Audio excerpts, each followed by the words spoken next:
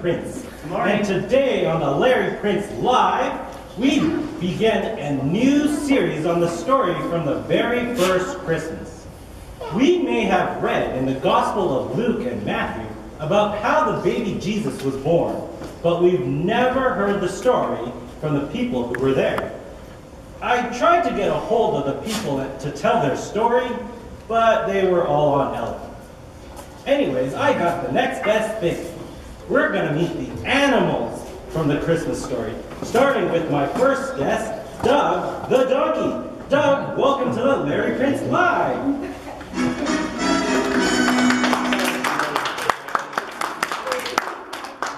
Thanks, Gary. It's Larry. It is?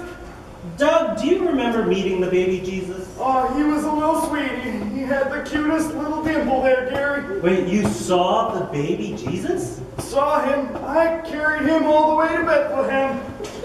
I thought he was born in Bethlehem. He was, but who do you think carried his very pregnant and very heavy mother all the way across the desert? Was it you? Well, it certainly wasn't a jackrabbit. I didn't think it was. So when did you know that this baby Jesus was someone special? I knew Jesus was special before he was even born. How? Because of his mother and father, Mary and Joseph. They talked about him on the way to Bethlehem. Couldn't stop talking about him, really. Now, mind you, most parents are like that. Tell me about it. But not all parents find out about their baby from an angel. An angel visited Mary and said, "You're gonna have a baby." Then an angel went to Joseph in a dream and said, "All that stuff Mary told you about the baby's really true." That's quite a story. Tell me about it. I was stopping for a drink of water when I first heard it. I was so stunned, I did a spit take. Really? Yup, water shot straight out of my nostrils. It was kind of embarrassing. But did you really believe their baby was a gift from God when you heard about the angel's message? Well, I was a little skeptical at first. Most time you hear guys talking about seeing angels, they turn out to be a little nuts, if you know what I mean. But then the baby was born, and these shepherds came, and then some wise guys. You mean wise men? I don't know how wise they really were. They brought gold and spices to a newborn baby.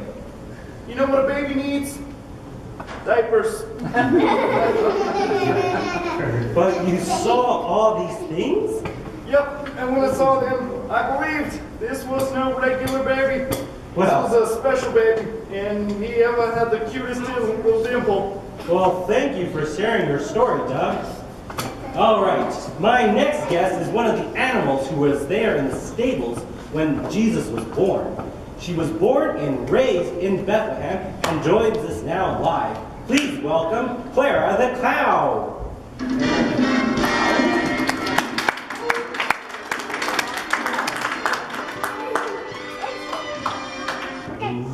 Thank you for having me, Barry. It's Larry. It is?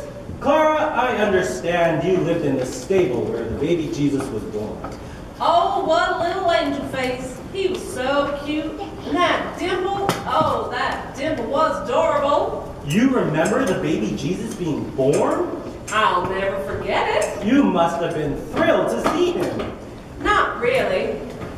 What? I was not particularly thrilled with having a bunch of people in my house that night. Yeah, but it was... All day long, Greg the goat kept saying, "The inn is filling up. They're running out of rooms." And I kept saying, "No way they send people out here. Stables are for animals, not people." But what do you think happens around bedtime? People in the stable? A man, a donkey, and a pregnant woman who goes into labor. I certainly wasn't getting any beauty sleep that night, Barry. It's, Larry. Oh. But when that baby was born, you just knew he was special. You knew right away? Well, the star and the shepherds kind of clued me in, but yes, the baby changed everything. The whole stable just felt different because of his presence. I guess that made everything okay, huh? Well, almost. I was still mad at the innkeeper.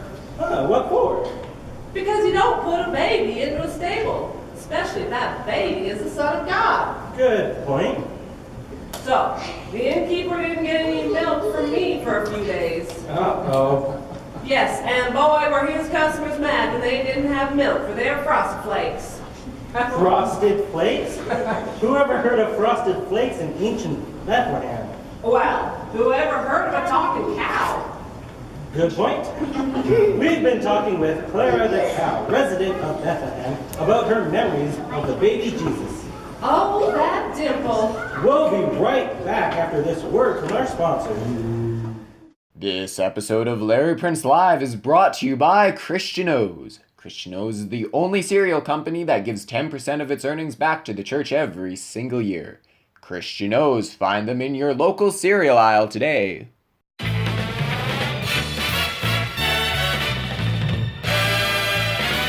Welcome back to Larry Prince Live.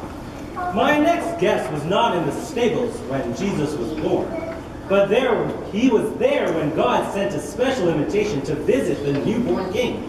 Please welcome Sam the sheep. Sam the sheep.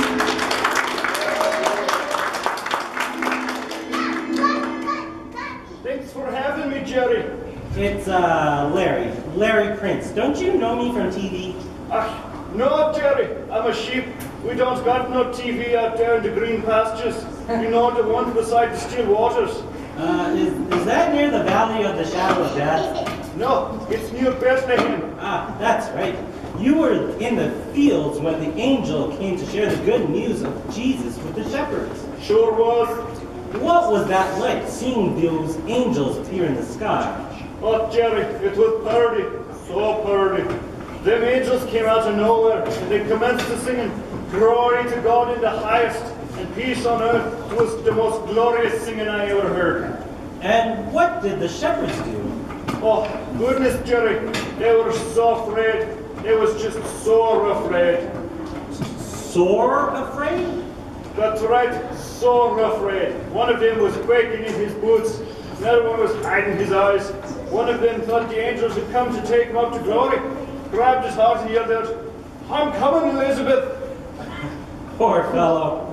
Nah, but they were real happy when they come down and heard what John Angels had to say. He was all, "Y'all should go see this thing, what has happened in Bethlehem." And they was all, "Yes, we should go see this thing that the angels have sung about." And then what? They skedaddled right into Bethlehem to find the baby Jesus. Afterwards, the shepherds headed back to the field, praising God, telling all about the baby. Do you remember anything they said? Well, they said he was tiny, and he was sleeping in the hay inside a feeding trough of all places. And he had the cutest little dimple. Amazing! You know, Jerry, it always seemed kind of odd to me why the good Lord would invite a bunch of smelly shepherds to see his newborn son. But then I think that God was just being neighborly, don't you know? Sent Jesus for everybody. So he wanted to make sure everybody knew they was welcome, even poor smelly shepherds. What a beautiful message to end this interview. Thank you for joining us, Sam. Thank you. Well, we're wrapping up our special on the story of Christmas. My final guest today has traveled a long way to see the baby Jesus, but I think we can all agree that was a wise decision. Please welcome Camilla the camel. Thank you, Larry. It's been a pleasure, dear boy. Yes. You know my name? Well, of course I do, Mr. Prince. You're a fine talk show host, and I love your work. Do you know you're the only animal who got it right?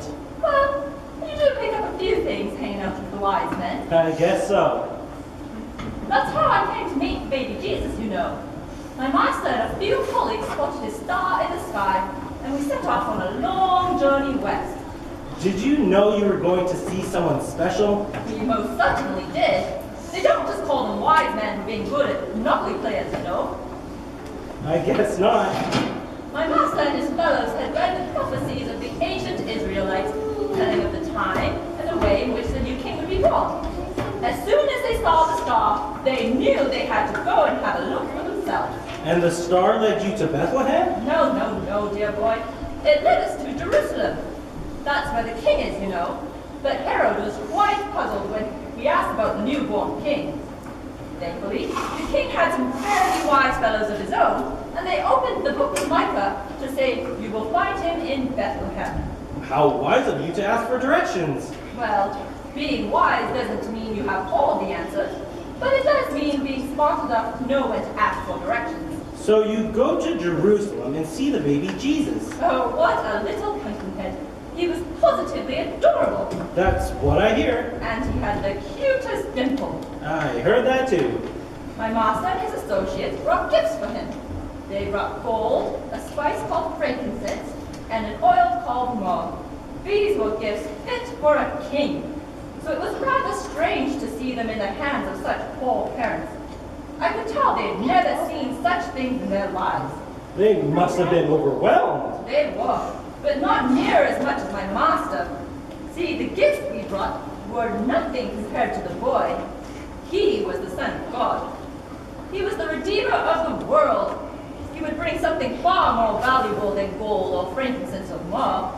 He would bring eternal life. How true.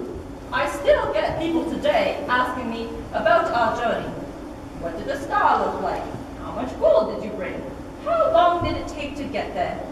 I tell them none of that really matters. We are not the story. The gift in the manger is the real story of Christmas. Wise words from a wise camel. Thank you, Camilla. My pleasure, Mr. Prince. This has been the Larry Prince Live Show, and now you know the story of the animals in the Nativity. Please stay tuned, as up next we have the Highland Impact Puppets with their Christmas classic, Candy Cane, and a new Christmas carol, Remember Jesus.